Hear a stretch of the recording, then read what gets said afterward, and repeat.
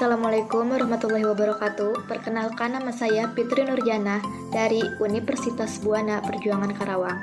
Di sini saya akan menjelaskan tentang penggunaan insulin pen pada pasien diabetes mellitus.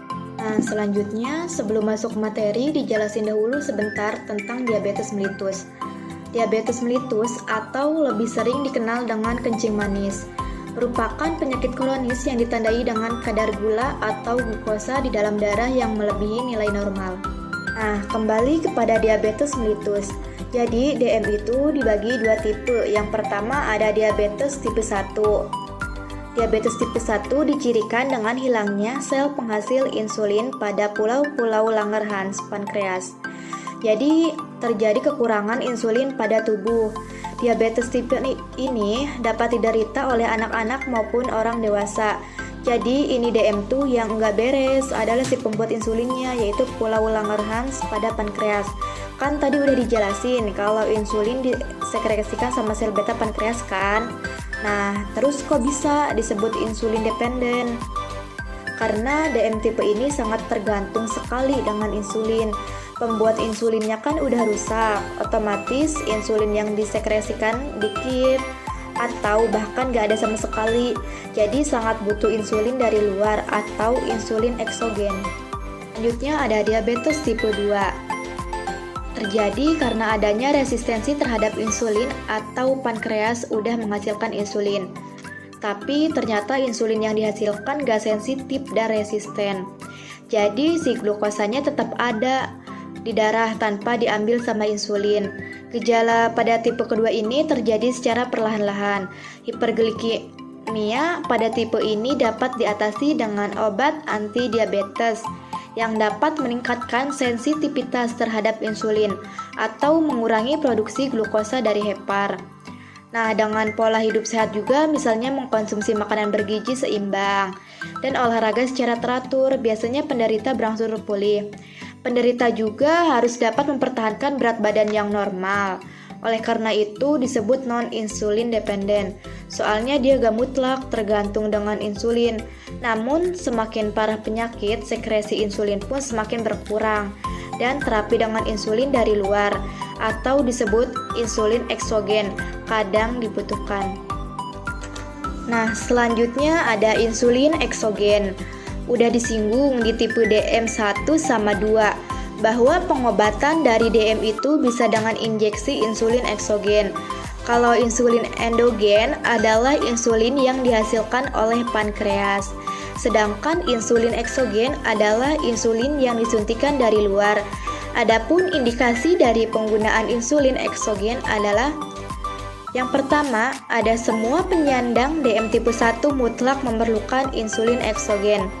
Yang kedua, ada penyandang tipe 2 tertentu mungkin membutuhkan insulin bila terapi jenis lain tidak dapat mengendalikan kadar glukosa darah. Selanjutnya yang ketiga, ada keadaan stres berat seperti pada infeksi berat. Yang keempat, ada DM gestasional dan penyandang DM yang hamil membutuhkan insulin bila diet saja.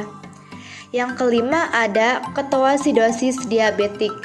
Yang keenam, ada hiperglikemik hiperosmolar non-ketotik. Yang ketujuh, ada penyandang DM yang mendapat nutrisi parenteral atau yang memerlukan suplemen tinggi kalori. Yang kedelapan, gangguan fungsi ginjal atau hati yang berat. Yang kesembilan, kontraindikasi atau alergi terhadap obat hipoglikemik oral.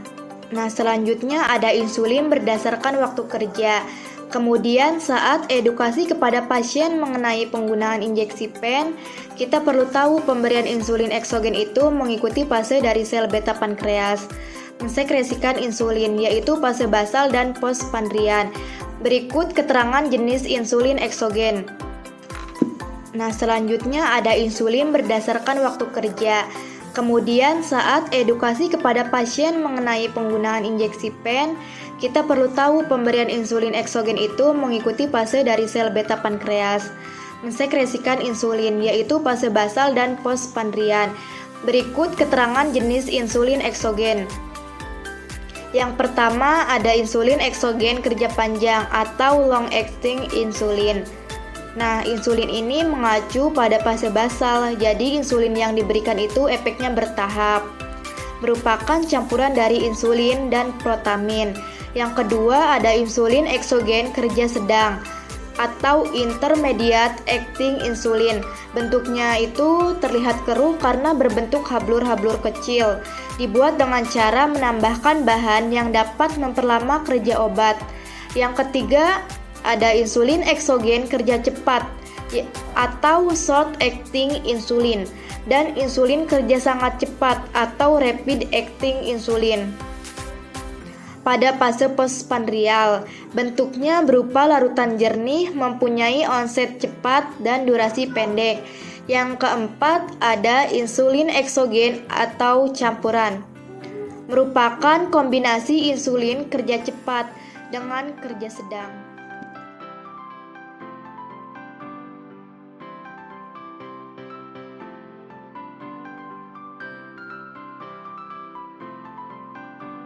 Selanjutnya ada pemberian insulin pada pasien diabetes mellitus tipe 1. Jadi gini, misalnya ada pasien DM tipe 1 berat badannya 60 kg. Nah, berarti rumusnya adalah setengah unit per kilogram berat badan. Kemudian 60 kg dibagi setengah, berarti 30 unit. 30 unit itu dibagi dua, yaitu untuk yang long acting insulin atau fase basal sama yang rapid. Kalau berdasarkan gambar di atas, untuk yang long acting atau basal itu 40%, sehingga diperoleh 12 unit. Sedangkan yang rapid atau short itu 60%. Kan jadinya 18 unit. Terus untung yang long acting atau basal diberikannya sebelum tidur. Udah dijelasin di atas kan, kalau fase basal itu diekstraksikannya pada malam hari. Dosisnya yang sesuai dengan pembagian tadi, yaitu 12 unit. Nah, untuk yang rapid atau short prandial diberikannya sebelum makan. Jadi dosis yang diperolehnya yaitu 18 unit. Berarti 18 unit itu dibagi untuk 3, makan pagi, siang, malam. Jadi hasilnya tiap makan mendapat injeksi insulin sebanyak 6 unit. Itu dosis yang ikut Cheng and Jinman.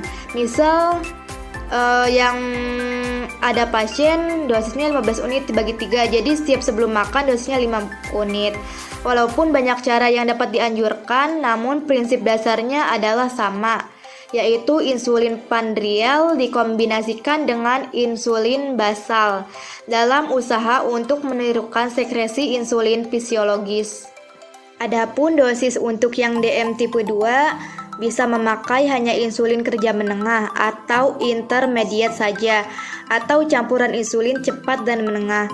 Biasanya 2/3 unit diberikan sebelum makan pagi dan 1/3 unit diberikan sebelum makan malam. Langkah penggunaan insulin pen. Yang pertama, siapkan insulin pen dan lepaskan penutup insulin pen. Yang kedua, buka kertas pembungkus dan tutup jarum. Tarik kertas pembungkus pada jarum pen, putar jarum insulin ke insulin pen, lepaskan penutup jarum luar, lepaskan penutup luar jarum sehingga jarum, buang penutup jarum ke tempat sampah.